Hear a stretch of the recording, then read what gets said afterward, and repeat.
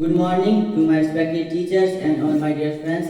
My name is Suraj. I read in class 8. Today I am here to speak a few words about Subhash Chandra Bose. Subhash Chandra Bose was one of the greatest leaders of India. He is famous by the name of Netaji.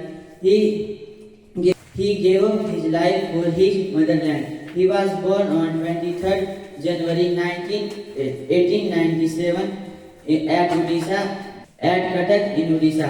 His father's name was Sri Janki Nath Bose and his mother's name was Srimati Prabhavati Devi and his wife's name was Srimati Emily. His father was a famous lawyer. He is a brilliant student. He was a brilliant student. He completed his BA honors in philosophy from the University of Kolkata. In 1980, his father proposed to send him to England to study Indian civil service in September 1919. He selected 1919. He was selected for the Indian civil service, but he did not stay in England. But did not want to stay in England and serve the British government. So he quit his job and started fighting for the freedom of India. He formed the Azad Hind Fauj and Indian National Army. He started the newspaper Swaraj. He was the president of Indian National Congress. He was a great freedom fighter. He believed that not with the non-violence, but India can get independence by a fight with British government. He went to jail many times due to his nationalist approach.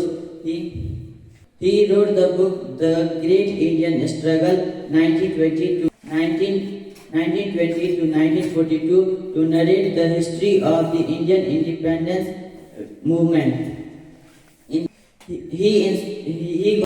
got inspiration from the Bhagavad Gita and believed in universal brotherhood. His famous slogans are "You gave me blood and I will give you freedom."